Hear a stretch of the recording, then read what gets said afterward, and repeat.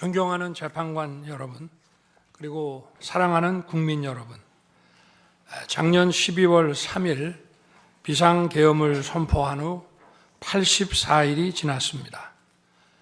제 삶에서 가장 힘든 날들이었지만 감사와 성찰의 시간이기도 했습니다.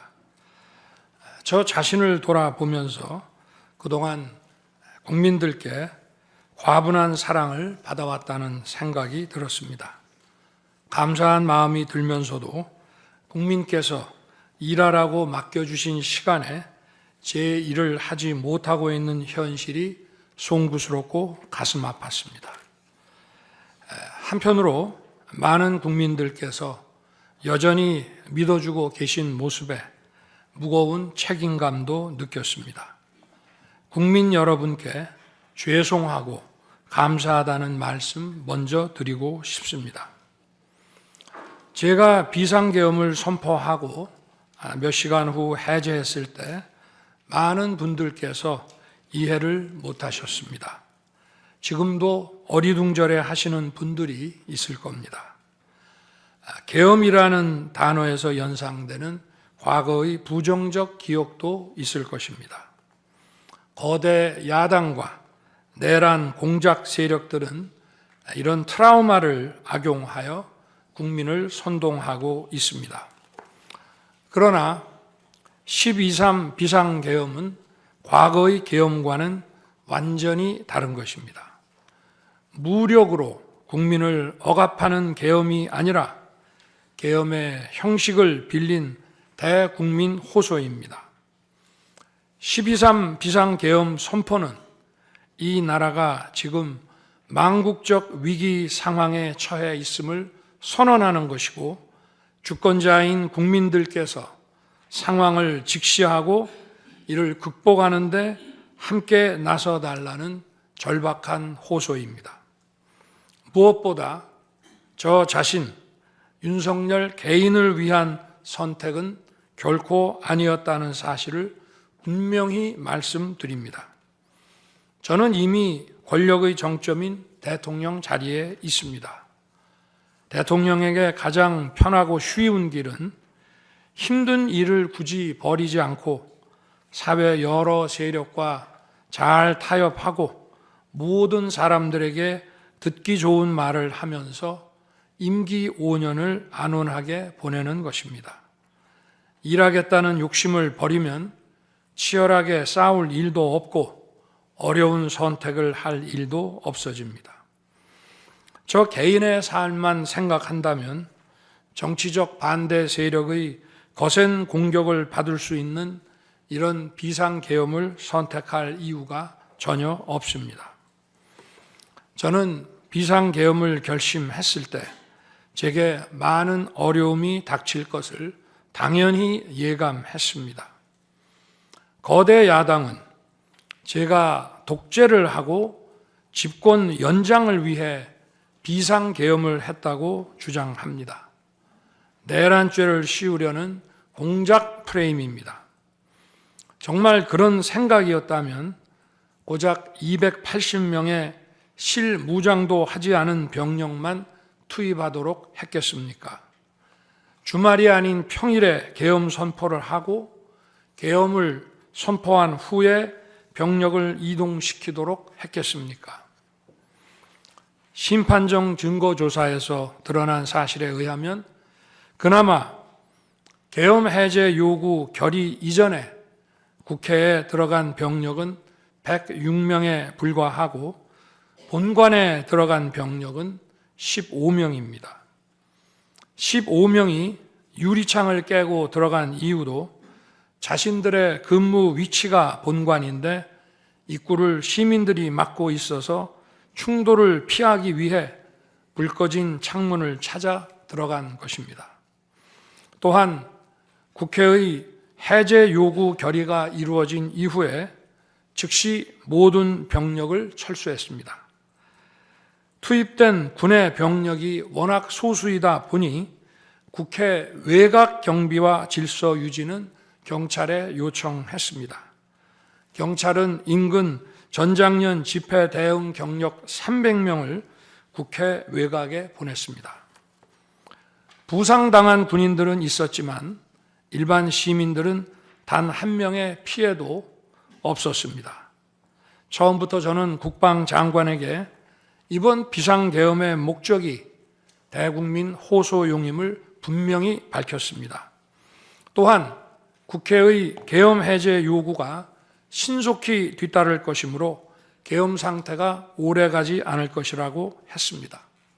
하지만 그런 내용을 사전에 군 지휘관들에게 그대로 알릴 수는 없었습니다. 그래서 최소한의 병력을 실무장하지 않은 상태로 투입함으로써 군의 임무를 경비와 질서 유지로 확실하게 제한한 것입니다.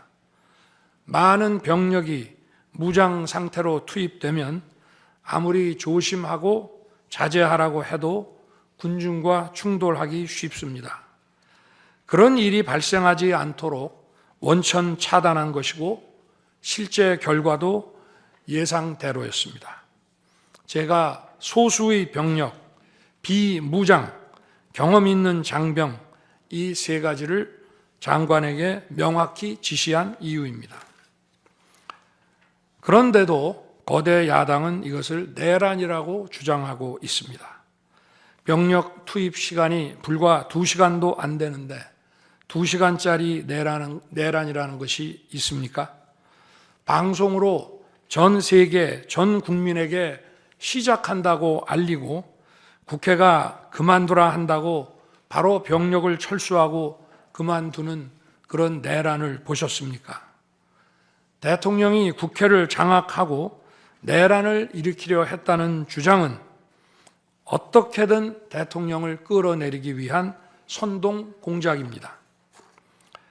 대통령의 법적 권한인 계엄 선포에 따라 계엄 사무를 하고 질서 유지 업무를 담당한 공직자들이 이러한 내란몰이 공작에 의해 지금 고초를 겪고 있는 모습을 보고 있으면 가슴이 찢어지는 것 같습니다. 이분들이 대통령의 장기 독재를 위해 일을 했겠습니까? 대한민국의 현실에서 이러한 장기 독재를 상상도 할 수 없다는 사실을 잘 아는 사람들이고 이미 자기 분야에서 최고의 위치에 올라 더 바랄 것도 없는 분들입니다.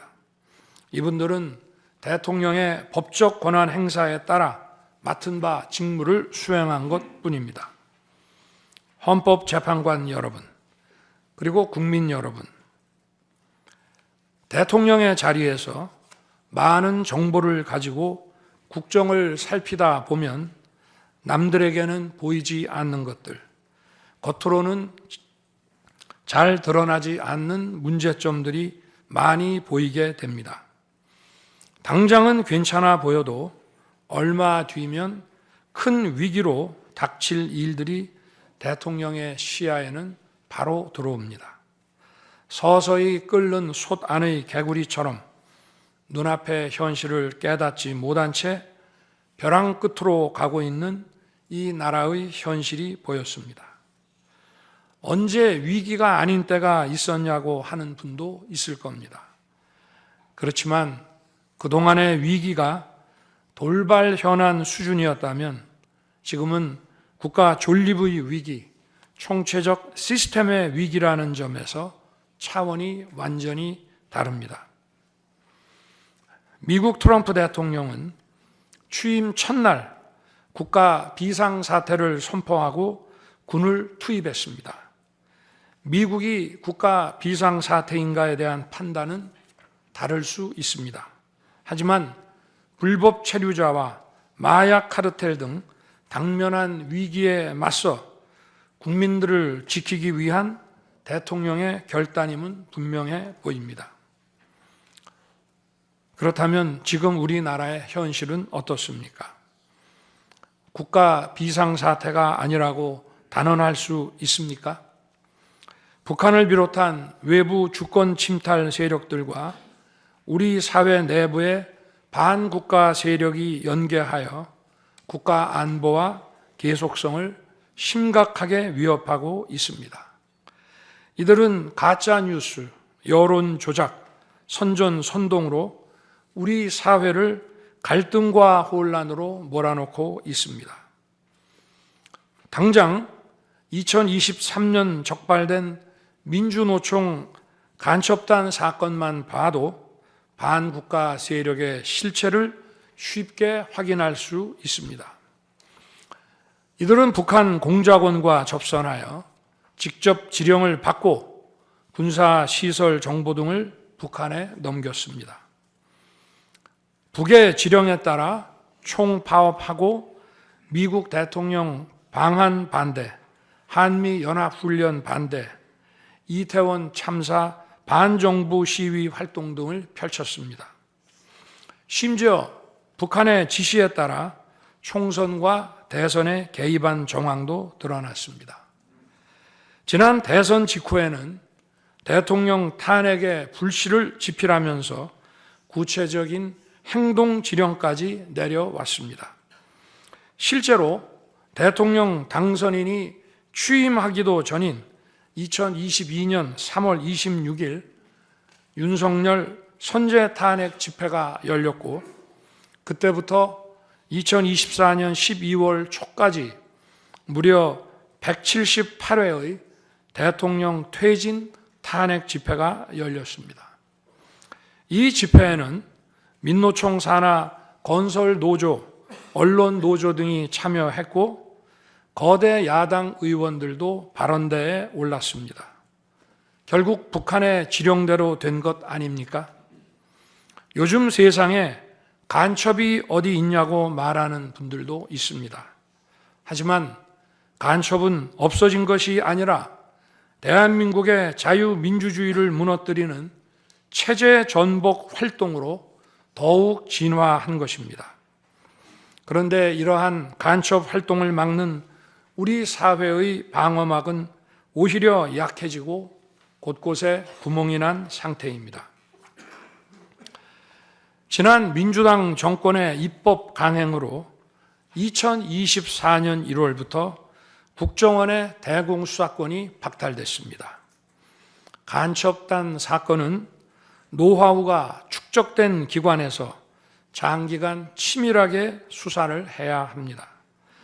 그런데 제대로 준비할 시간도 없이 전문성과 경험이 부족한 경찰에 대공수사권이 넘어가 버렸습니다. 간첩이 활개치는 환경이 만들어진 것입니다.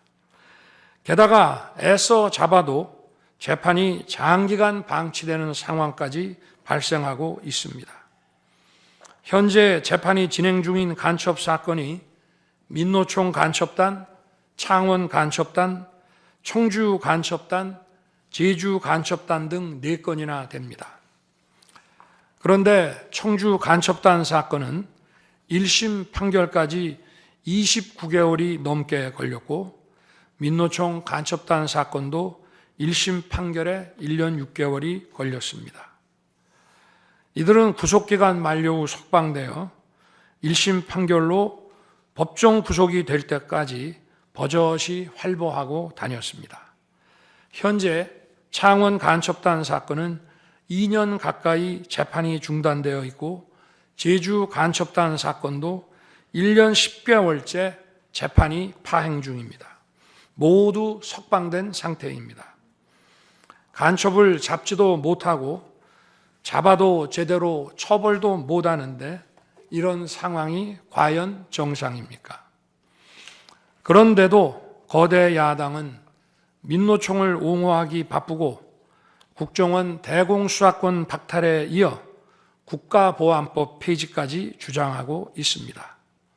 경찰의 대공수사에 쓰이는 특활비마저 전액 삭감해서 영원으로 만들었습니다. 한마디로 간첩을 잡지 말라는 것입니다. 작년에는 중국인들이 드론을 띄워 우리 군사기지, 국정원, 국제공항과 국내 미군 군사시설을 촬영하다 연이어 적발되었습니다. 이들을 간첩죄로 처벌하기 위해서는 법률을 개정해야 하는데 거대 야당이 완강히 거부하고 있습니다. 국가 핵심 기술을 유출하는 산업 스파이도 최근 급증하고 있습니다. 반도체, 디스플레이 등 기술 유출 피해가 수십조 원에 달하는데 그 3분의 2가 중국으로 유출됩니다. 중국은 사진 한 장만 잘못 찍어도 우리 국민을 마음대로 구금하는 강력한 반간첩법을 시행하고 있는데 거대 야당은 산업 스파이를 막기 위한 간첩죄 법률 개정조차 가로막고 있습니다. 또한 거대 야당은 방산 물자를 수출할 때 국회 동의를 받도록 하는 방위사업법 개정안을 당론으로 추진하고 있습니다. 방산 비밀 자료를 국회에 제출해야 하고 거대 야당이 반대하면 방산 물자도 수출할 수 없게 됩니다. 국회에 제출된 방산 비밀 자료들이 제대로 보안 유지가 되며 적대 세력에 넘어가지 않는다고 누가 보장할 수 있겠습니까? 방산 기밀 자료가 이렇게 유출되면 상대국에서 우리 방산 물자를 수입하겠습니까?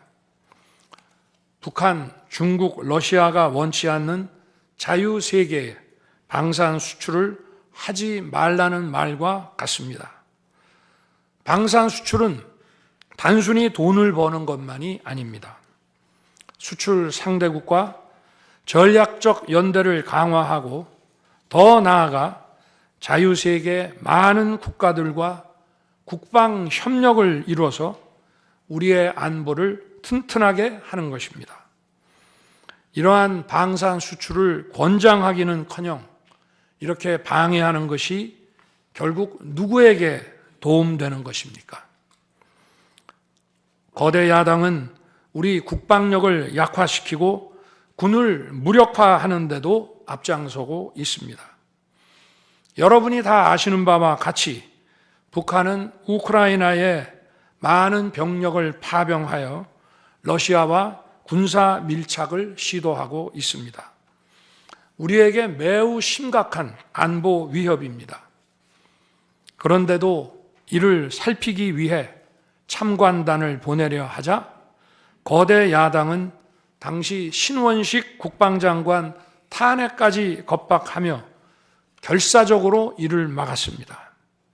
심지어 거대 야당은 우크라이나 참관단 파견, 대북 확성기와 오물풍선 대응 검토 등 군의 정당한 안보 활동까지 외환죄라고 우기고 있습니다. 국가와 국민의 안전을 지키려는 대통령을 전쟁광이라고 비난하고 북핵 위협에 대응하는 한미일 합동훈련을 극단적 친일 행위라고 매도했습니다. 1차 대통령 탄핵 소추안에는 북중러를 적대시하는 것이 탄핵 사유라고 명기했습니다. 190석에 달하는 무소불위의 거대 야당이 우리나라와 우리 국민 편이 아니라 북중러의 편에 서 있는 것입니다. 이러한 상황이 국가 위기 상황이 아니면 뭐란 말입니까? 이뿐이 아닙니다. 거대 야당은 핵심 국방 예산을 삭감하여 우리 군을 무력화하려 하고 있습니다. 거대 야당은 전체 예산 가운데 겨우 0.65%만 깎았을 뿐이라고 주장합니다. 그러나 그 0.65%가 어디냐가 중요한 것입니다. 마치 사람의 두 눈을 빼놓고 몸 전체에서 겨우 눈알 2개 뺐다고 말하는 것과 같은 얘기입니다. 거대 야당이 삭감한 국방 예산은 우리 군의 눈알과 같은 예산입니다. 북한 핵과 미사일 기지를 선제 타격하는 키일체인의 핵심인 정찰 자산 예산을 대폭 삭감했습니다. 핵심 전력인 지휘 정찰 사업 예산을 2024년 대비 4,852억 원 감액했고, 전술 데이터링크 시스템 성능 개량 사업은 무려 78%를 삭감했습니다.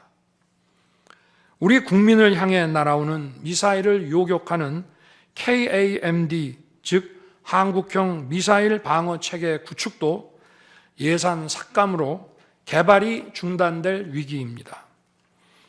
장거리 함대공 유도탄 사업을 위해 예산 119억 5,900만 원을 책정했지만 96%를 삭감하고 5억 원만 남겼습니다.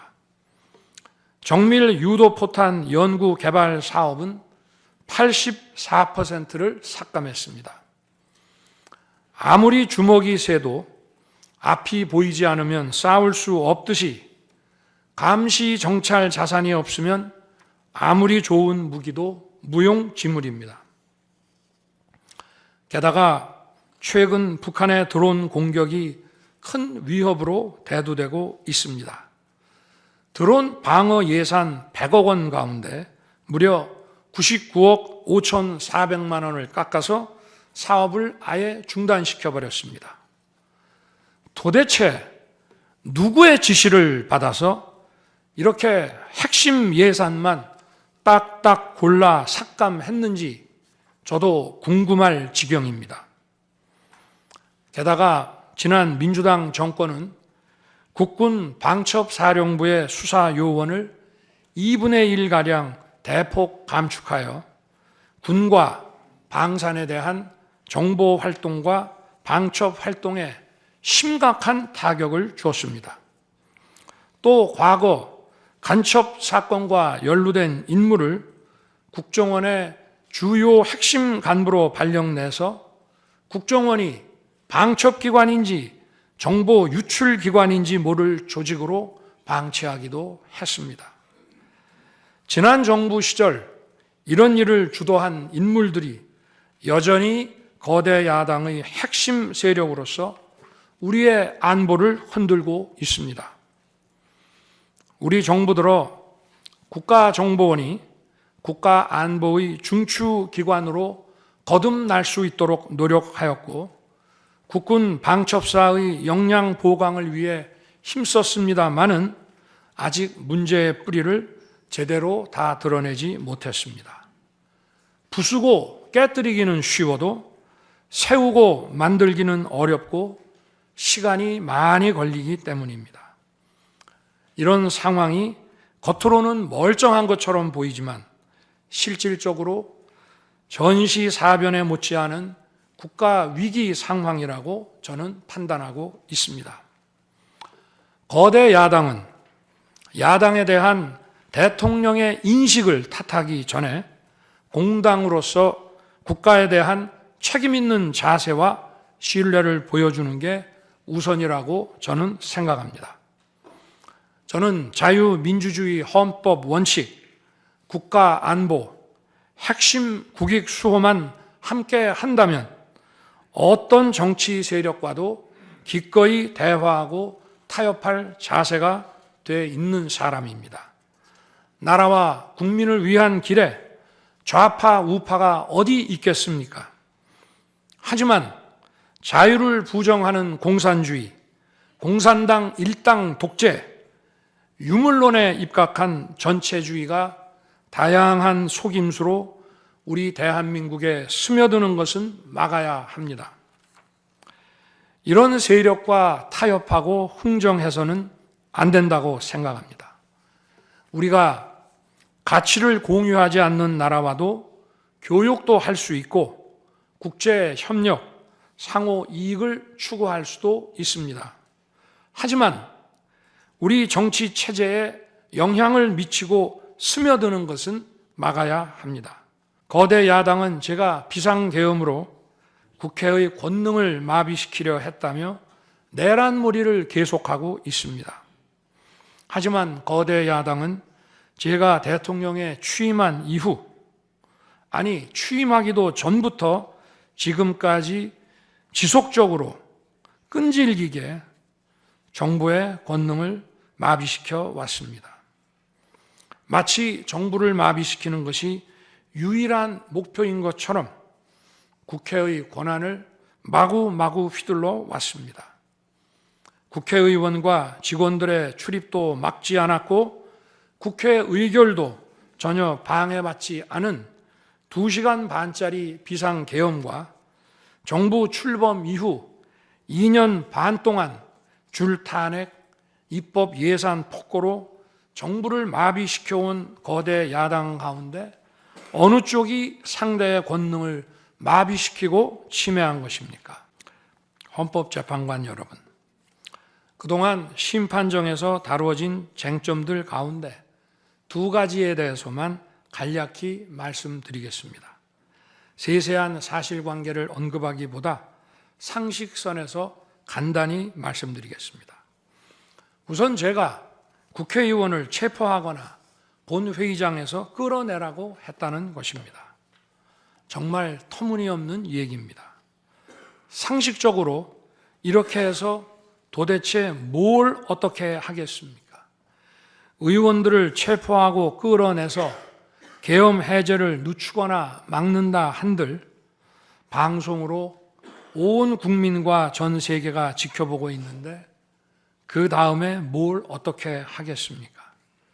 계엄 당일 국회의장의 발언대로 국회는 어디서든 본회의를 열어 계엄 해제를 의결할 수 있습니다.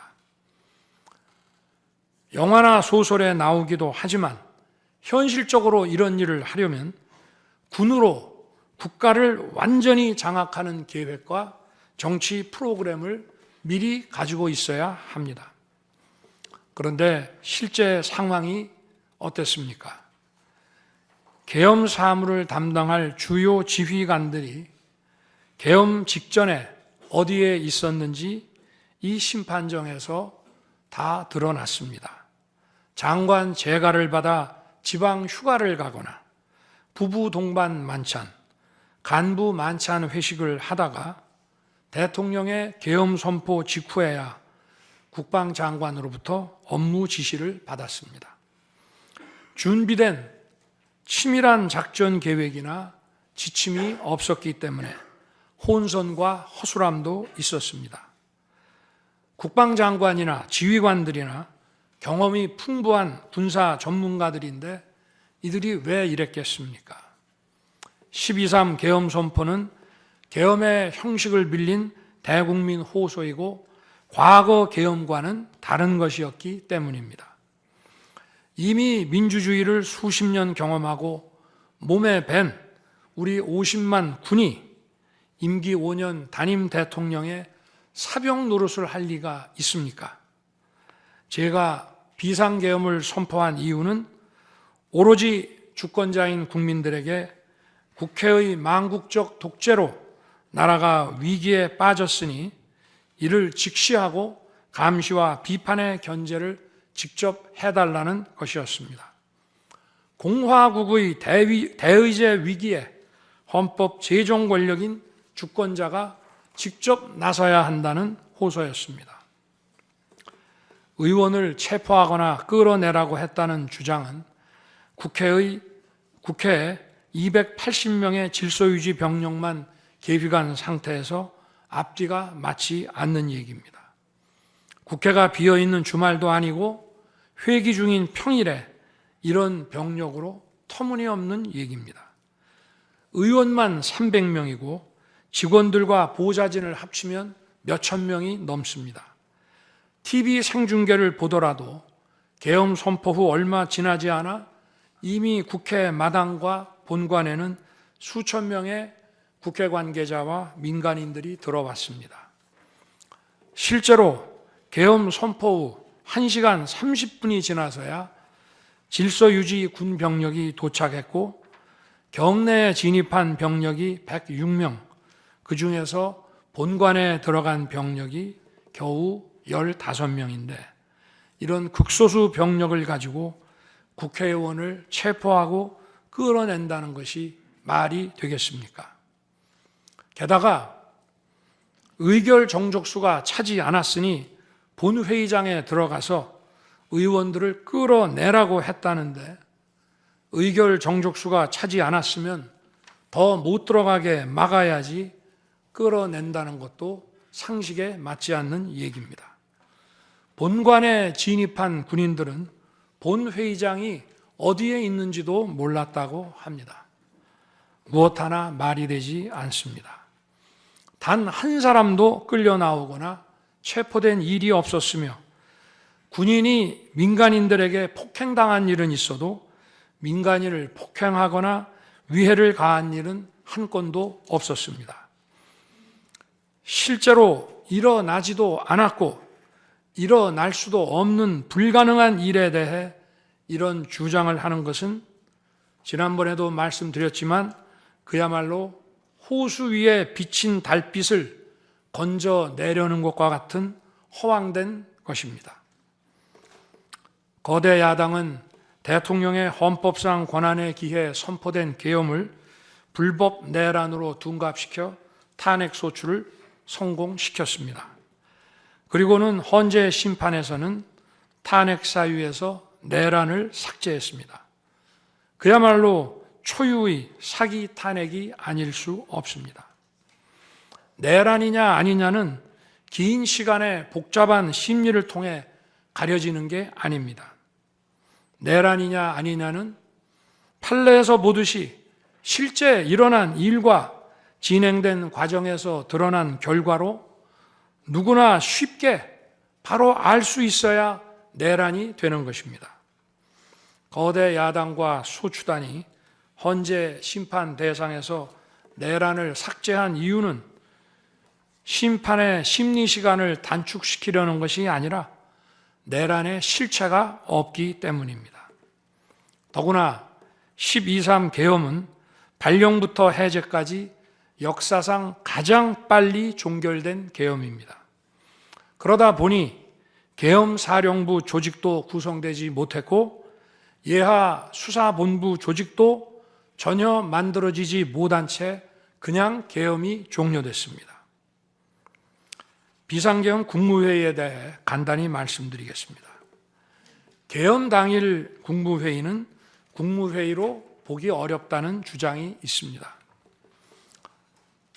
그런데 국무회의를 할 것이 아니었다면 도대체 12월 3일 밤에 국무위원들이 대통령실에 온 이유를 오히려 제가 묻고 싶습니다.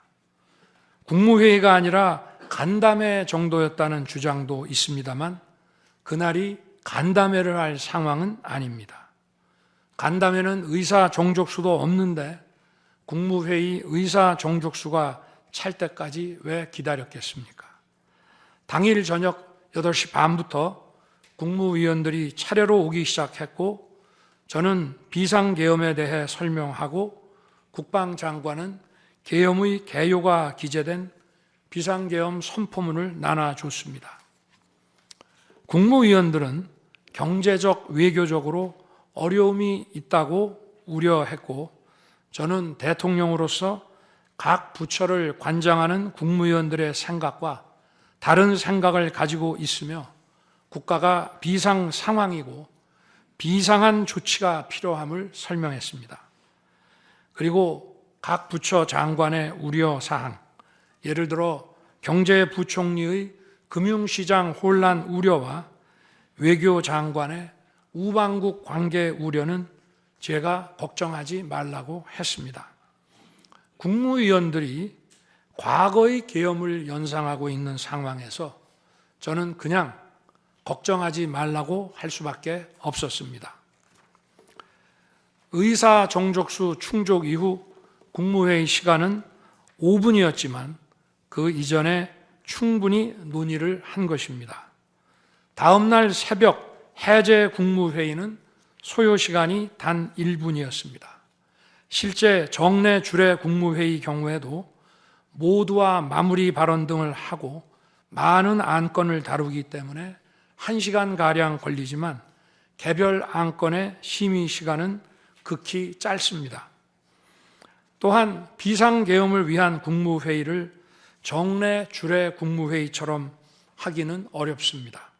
보안 유지가 중요하고 그렇게 해야 혼란도 줄이고 질서 유지 병력도 최소화할 수 있기 때문입니다. 이상민 전 행안부 장관은 지난 심판정에서 그동안 국무회의를 100여 차례 참석했지만 이번 국무회의처럼 실질적으로 열띤 토론이나 의사 전달이 있었던 것은 처음이라고 했습니다. 국무회의 배석을 위해 비서실장과 안보실장도 통상처럼 대통령실로 나오도록 했고 국가 안보의 문제이기도 해서 국정원장도 참석시켰습니다. 1993년 8월 13일 김영삼 대통령께서 긴급 재정경제 명령으로 금융실명제를 발표했을 때도 국무위원들은 소집 직전까지 발표한다는 사실 자체를 몰랐고 국무회의록도 사후에 작성됐습니다. 그때 상황은 이인재 당시 노동부 장관께서 이미 공개적으로 설명한 바 있습니다.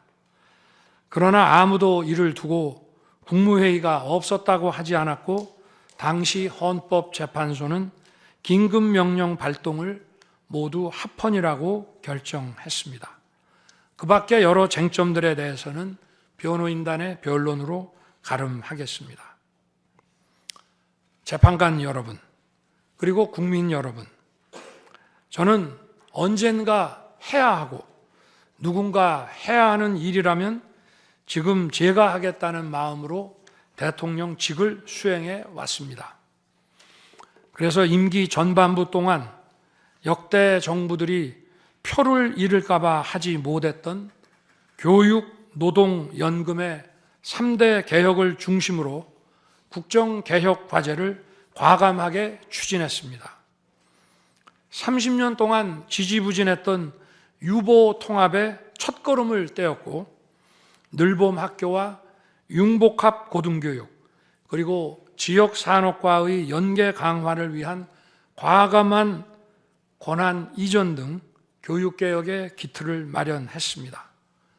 노사 법치의 틀을 새롭게 세우고 4차 산업혁명 시대에 적응하기 위한 노동 유연화와 노동 보호의 개혁 물꼬도 텄습니다.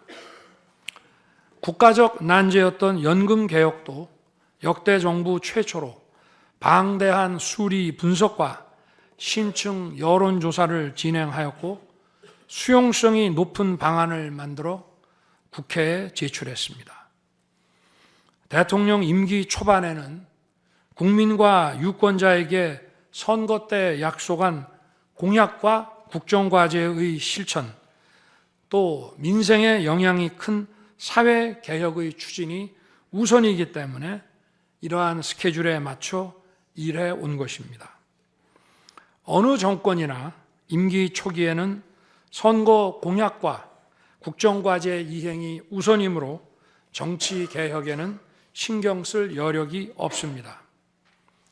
그러다가 전직 대통령들의 5년 임기가 금방 다 지나갔고 변화된 시대에 맞지 않는 87 체제가 여전히 유지되고 있습니다. 정치가 국민을 불편하게 만들고 나라의 발전을 가로막고 있습니다. 또 국가의 미래를 결정하는 일에 미래의 주역인 청년들이 참여할 수 있도록 정치와 행정의 문턱이 더 낮춰져야 합니다. 제가 직무에 복귀하게 된다면 먼저 87 체제를 우리 몸에 맞추고 미래 세대에게 제대로 된 나라를 물려주기 위한 개헌과 정치개혁의 추진에 후반부를 집중하려고 합니다. 저는 이미 대통령직을 시작할 때부터 임기 중반 이후에는 개헌과 선거제 등 정치개혁을 추진하겠다는 계획을 가지고 있었습니다. 현직 대통령의 희생과 결단 없이는 개헌과 정치개혁을 할 수 없습니다. 그래서 내가 이것을 해내자고 생각했던 것입니다. 저는 여러 전직 대통령들이 후보 시절 공약하고도 이행하지 못한 청와대 국민 반환도 당선 직후 즉시 추진하고 이행한 바 있습니다. 자녀 임기에 연연해하지 않고 개헌과 정치 개혁을 마지막 사명으로 생각하여 87 체제 개선에 최선을 다하고 싶습니다. 개헌과 정치 개혁 과정에서 국민 통합을 이루는 데도 노력을 다할 것입니다. 결국 국민 통합은 헌법과 헌법 가치를 통해 이루어지는 만큼 개헌과 정치 개혁이 올바르게 추진된다면 그 과정에서 갈라지고 분열된 국민들이 통합될 것이라고 믿습니다. 그렇게 되면 현행 헌법상 자녀 임기에 연연해야 할 이유가 없고 오히려 제게는 크나큰 영광이라고 생각합니다. 그리고 국정 업무에 대해서는 급변하는 국제 정세와 글로벌 복합 위기 상황을 감안하여 대통령은 대외 관계에 치중하고 국내 문제는 총리에게 대폭 위임할 생각입니다. 우리 경제는 다른 어느 나라보다 대외 의존도가 높습니다. 특히 미 트럼프 행정부 출범 이후 국제 질서의 급변과 글로벌 경제 안보의 불확실성에 크게 영향을 받을 수밖에 없습니다. 지금 우리가 국가 노선을 어떻게 선택하느냐에 따라 이 위기가 기회가 될 수도 있고 돌이킬 수 없는 재앙을 맞을 수도 있습니다. 글로벌 중추 외교 기조로 역대 가장 강력한 한미 동맹을 구축하고 한미일 협력을 이끌어낸 경험으로 대외 관계에서 국익을 지키는 일에 매진하고 싶습니다.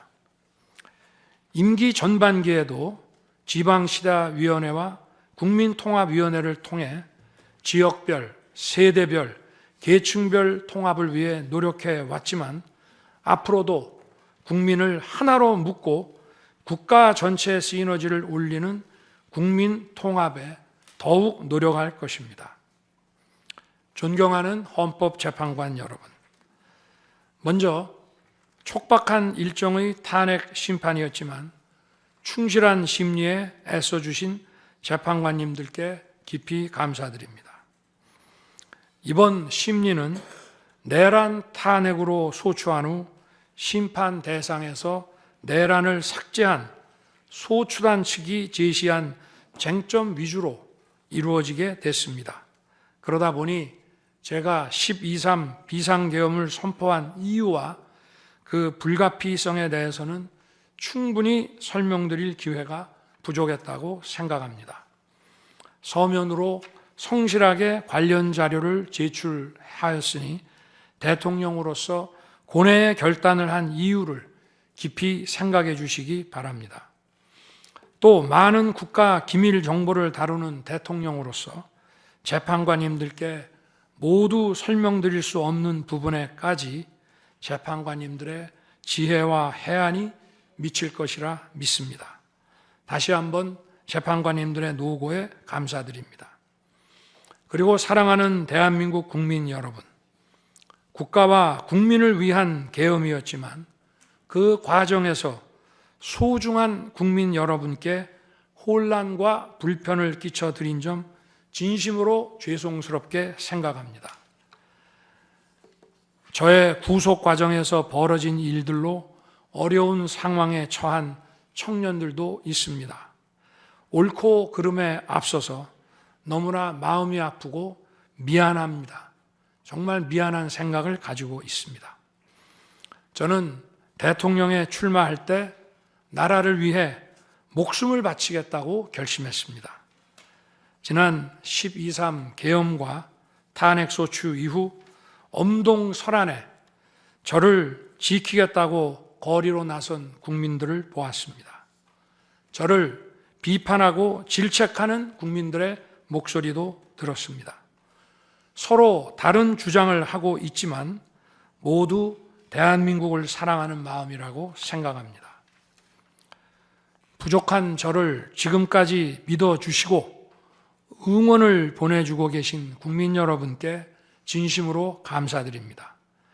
저의 잘못을 꾸짖는 국민의 질책도 가슴에 깊이 새기겠습니다. 그리고 이 모든 과정이 새로운 대한민국으로 도약하는 디딤돌이 될 수 있도록 최선을 다하겠습니다. 감사합니다.